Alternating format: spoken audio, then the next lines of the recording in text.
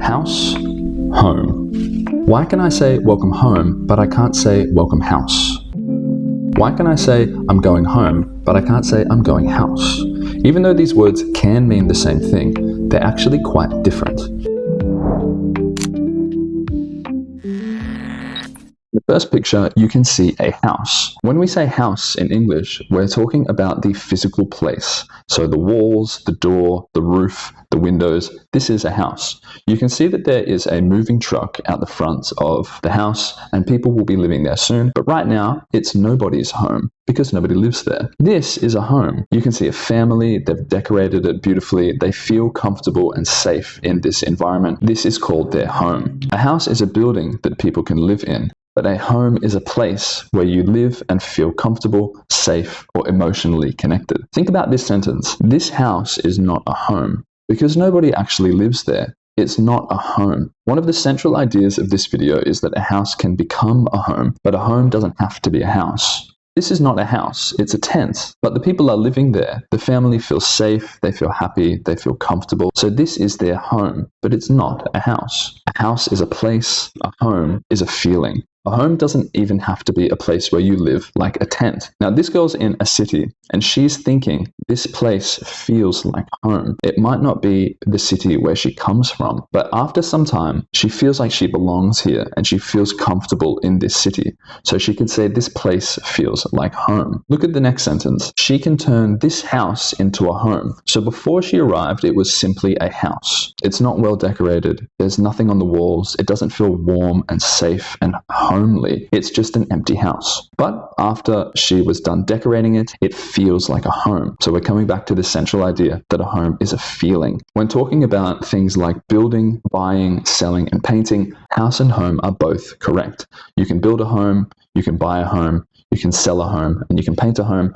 You can also build a house, buy a house, sell a house, and paint a house. How about animals? Animals have places where they live. So we can say that they have homes, but they don't have houses. This dog has a home, but this is not a house. In English, the word for a dog's home is a kennel. The dog is in its home, but it's not in its house. A home for a bird is called a nest. So it's not a house, but it's a place where it lays its eggs, it lives, it sleeps. A home for bees is a hive, not a house. It's the place where they live. One interesting thing about home is that we don't need prepositions or articles, and this is very rare in English. So we can say the phrases come home, go home, and stay home, but we can't say come house, go house, and stay house. If you want to use house, you need to add the preposition and the article, come to the house, or go to my house. Maybe you've heard the phrase welcome home. You could use the preposition and the article if you wanted, and you could say welcome to my home, but you can't say welcome house. If you're enjoying the lesson so far and would like to see more videos about common mistakes people make with English words, make sure you like the video and subscribe to my channel. Which sentence sounds more natural? I can't wait to go home, or I can't wait to go to my house. The first one feels natural. I can't wait to go to my house sounds strange. If we added new there, I can't wait to go to my new house, that could be correct. If the person is referring to a house that they bought but they don't live in, or if they want to focus more on the building than the place where they live. Which one is better? Welcome home or welcome to your house? The first one sounds better. The second one sounds like it's a real estate agent talking about selling a house to somebody. Welcome to your home feels a bit more emotional and a bit more comfortable. We finally bought our first house. We finally bought our first home. Well, both of these are correct. It just depends on which one you want to focus on. If you want to focus on the building, then you can say house. If you want to focus on the place where you live that feels safe, you can say home instead. Next one. This house doesn't feel like home, or this home doesn't feel like a house.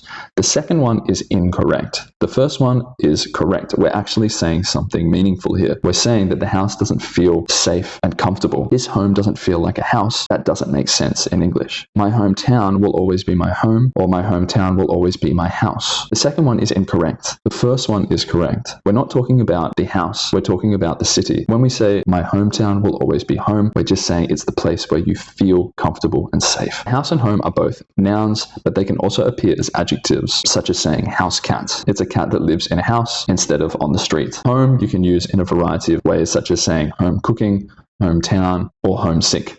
Saying something is homely is also saying it's a place that feels comfortable and safe. There are quite a few interesting collocations and phrases where home appears, such as saying home is where the heart is, make yourself at home, or this is my home away from home. Because your home is the place where you feel comfortable, safe, and emotionally connected, and we connect emotions and feelings to the heart. Saying home is where the heart is saying that your home is where you feel comfortable. And this doesn't have to refer to the house. Home is where the heart is could be a group of friends. It could be a person. It could be an environment. You might have heard this phrase, make yourself at home. This is a phrase that you say to a guest or a visitor if you want them to feel more comfortable. When we're saying make yourself at home, we're saying we want you to relax, treat this place like it is your home. Think about the next one. This is my home away from home. This could mean a few different things, but quite often we're talking about maybe a friend or a relative's home that feels so comfortable that it's like a second home. So maybe this is her longtime friend, her neighbor, her auntie, or something like that. You'll also see the phrases hometown, homesick, or home cooking. Your hometown is the place where you were born. But this one is a bit different. Even if you don't like your hometown, you can't ever change it. Even if he doesn't like his hometown and he doesn't feel safe and comfortable there anymore, it will always be his hometown. Feeling homesick is when you've left your home and you start to miss the memories and the people that are connected to your home. And he's feeling sad because he's left his family and friends and even his dog behind. Home cooking is another example that you'll see. And this is an interesting phrase that refers to food that's cooked at your home, maybe by your mother or your father or by one of your siblings. It doesn't matter how good a restaurant is, it will never be able to produce home cooking. Home cooking has a special flavor. It has a special feeling attached to it. It's food that you can only get from your home. All right, time for our gap fill activity. Have a look at these sentences and choose the correct word, either house or home. Try and make a sentence with the words that we discussed today. Here are some examples if you can't think of any. And this is our discussion question for the day. Which is more important, a beautiful house or a happy home? One thing I want to leave you with is this. A house is made of walls, a home is made of memories. This is one way to summarize our whole lesson. And as always, guys, make sure you check the pinned comments for some extra activities so you can really test your understanding. Alright guys, thank you for making it to the end of the video. Don't forget to leave your sentences in the comments below and check the pinned comment for some extra activities so you can test your understanding. And if you'd like to see more videos about common errors, visit my channel and check out some of my other videos. Stay busy, be good, and I'll see you next time.